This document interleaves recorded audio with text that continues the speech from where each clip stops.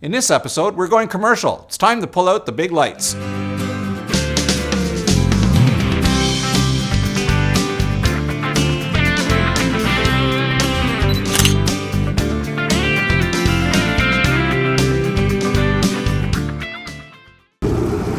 Hi, welcome to SnapShot, the show that's all about taking better photos, taking better video. I'm your host, Denis Rule, and in this episode, we've got a commercial shoot planned for you. We're going to take you behind the scenes and show you exactly how we set up all the lights for a glamour type shot for a website cover.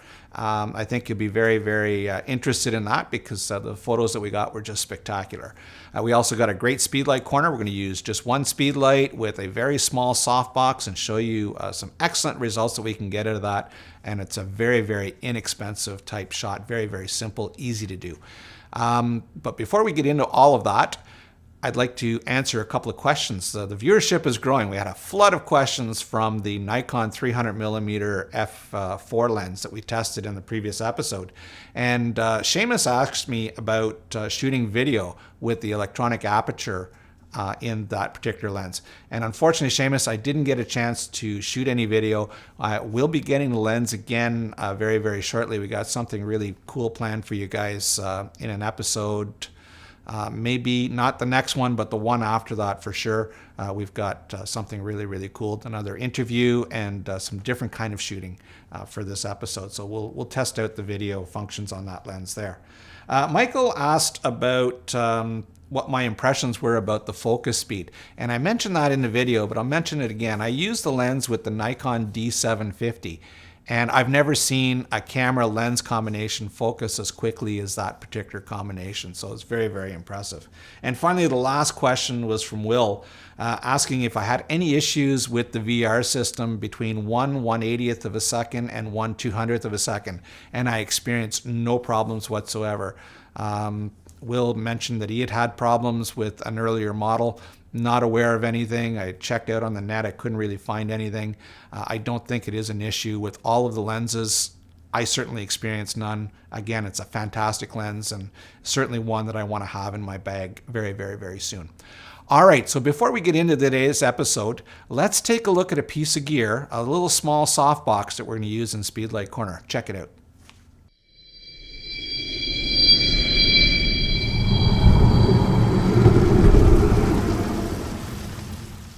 In this episode's gear guide, we're going to take a look at the Magic Square 16-inch folding softbox from Tristar. This is a really nice quality light. First of all, it is got a great bracket, and that's very typical of Tristar. Everything is in the bracket, well made. It's not going to fall apart on you. Not cheap little ball mounts like certain ones that you'll find on the internet. On this one here, it fits on any light stand. It also comes with this little spigot adapter, so you can mount it on a tripod or a monopod and give you that mounting option as well. We're not going to use that today. But on the light stand here, first thing you're going to notice is the quality of the ratchet mount for the tilt mechanism. It is spring-loaded, and once you tighten down the little wheel, that holds really snug, so you don't have a little ball mount that's going to be easy to fall or easy to pivot. This is easy to use, but it doesn't fall apart on you when you're using it, which is the really nice part. So I'll just tighten that down. Next thing you'll see is that the Speedlight bracket itself is universal, like all of the Tristar units, so you can mount that or move that up and down so that it'll fit flashes of all brands. And it'll also work with a radio receiver underneath on the hot shoe, so you can have full adjustment for that. And then the shoe itself slides in and out for the depth of the flash. So your flash sits here and points out through here. Now, here's the softbox. It is a folding softbox. Comes with a storage sleeve as well. It is a 16-inch softbox, but the opening itself is 14 inches with a nice deep 2-inch lip. So you get great fall off of the light. It's a single diffuser. That's all you need for this one. High quality silver reflective material inside. This one here I've been using now for 2 years, and I've been using it a lot, and it hasn't worn at all. It's not flaking off. Very good quality materials. So you simply bring the Velcro in around. Now you got to make this tight because that's what gives the box its structural strength. So it's very easy to do, and you just fold it in on all the corners. And in this case here, I just push that in just like that, and we're set to go. Now to mount the box, simply pull back on the little springs at the back and just loop them over the ring itself, and there you have it. Pop your flash in there and you're ready to shoot. And as a matter of fact, let's go into the studio and give it a try. So in this segment of Speedlight Corner, we're going to do a high key shot using a small 14 or 16 inch softbox. This is a Magic Square from Tristar, and it's a very simple, fast softbox to set up. And I've got my Speedlight here. I'm using a Nikon SB900. It's in the remote mode, and I'm using a 900 on my camera as the master. Now what's important for the Nikon users is that the sensor is off on the side here. So you've got to make sure that your sensor can read what your master is sending. If you're a Canon user, your sensor is actually the larger infrared sensor in the front. So again, you'll have to make sure that you can turn your flash so that the two flashes can communicate together. So we've got Sarah sitting in a chair. You can see that this is a fairly busy spot. We're in a lobby of the dance studio here, and we've got some clothing that's for sale, and we've got some lost and found items on the top. So it's a little bit, well, it's a bit busy, if you will. So what we're going to do is do a very, very simple shot. I've closed the curtains, I've moved the white chair over, and I've sat Sarah down. We're going to do a high key look with just one Speedlight, and watch how easy this is. I've pre-measured my flash, and I did this by trial and error. I didn't use a light meter on this one. I just took a shot, took a look at my monitor, looked at my histogram to see what was right. And right now my camera settings are, I'm in manual mode. I'm at 1/40th of a second, f5.6. ISO 400 so that I don't have to work the Speedlight too hard. And my Speedlight is actually very, very low power, 1/32nd power. And that way it recycles very, very quickly and I can get a shot. So we're just going to come in here and we'll take a shot. And the other thing that I should point out before I take the shot is you can see that there's a fold here in the curtains and there's actually an opening. But because I'm going at 1/40th of a second, I'm letting that backlight in. And this is going to turn all completely white. Watch, 1, 2, 3.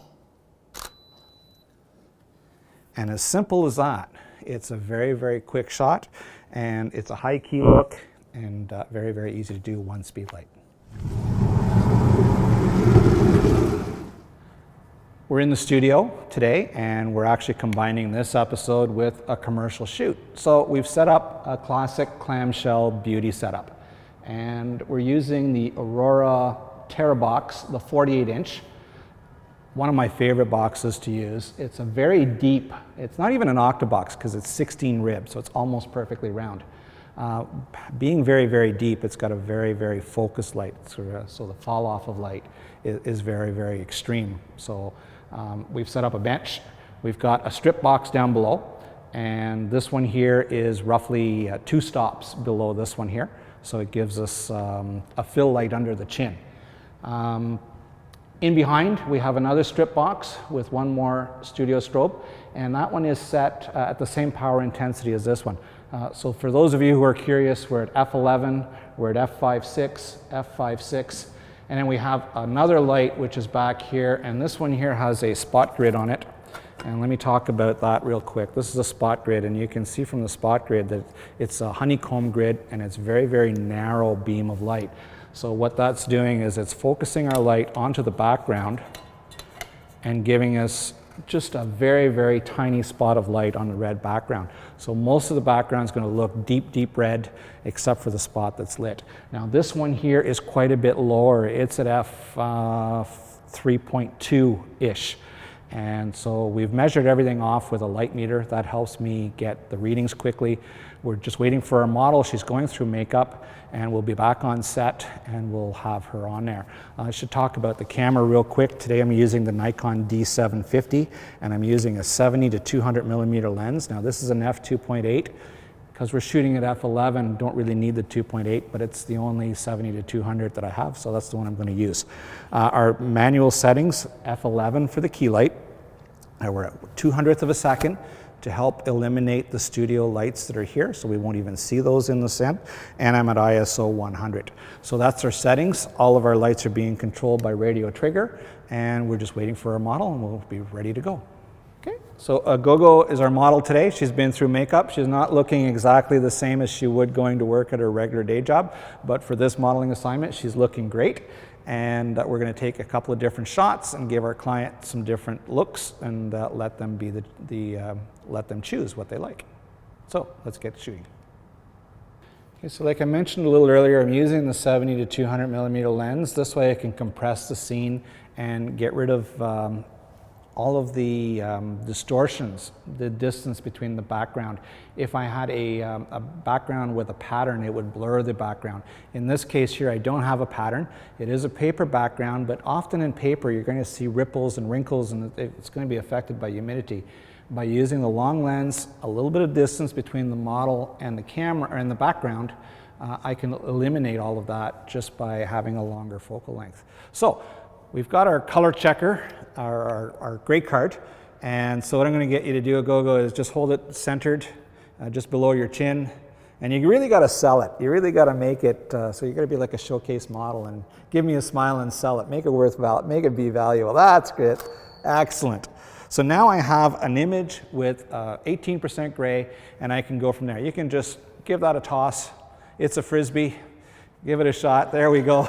We don't need that right now. So we're just going to go on a couple of looks, and because we're shooting for a website, I don't know if there's going to be text or if there's going to be anything else. So we're going to start centered.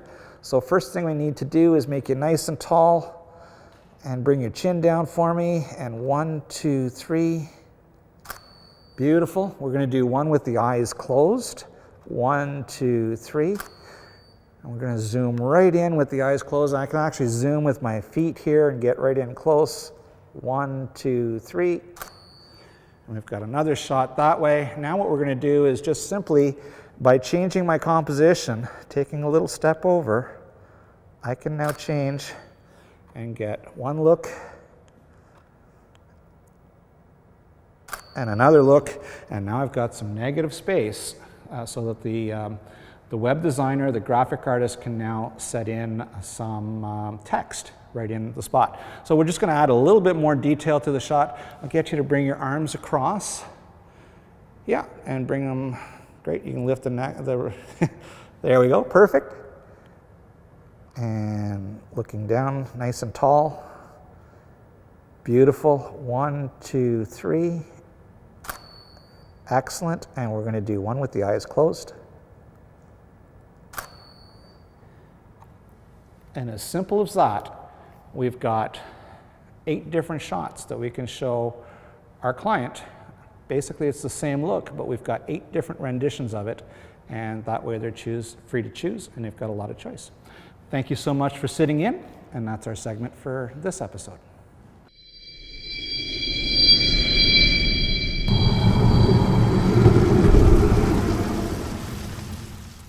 Well, that's it. That's another episode. I'd like to say a big thanks to all of the crew who helped me out. Certainly couldn't have done it without you guys. Don't forget to subscribe to the channel and leave us your comments down below, good or bad. We need your input in order to make the show better for you. Check us out at snapshotshow.com. There you'll find the links to the high-res photos from this episode, as well as links to all the other shows and their photos as well. Check us out on Facebook, Snapshot Show, some behind-the-scenes news, what's coming up on upcoming episodes. And also we put a casting call there every now and then. So if you're interested in volunteering to help us out on the show, we'd certainly like to have you aboard. So check it out there. Don't forget to shoot lots. Pixels are free, and we'll catch you on the next one. Bye for now.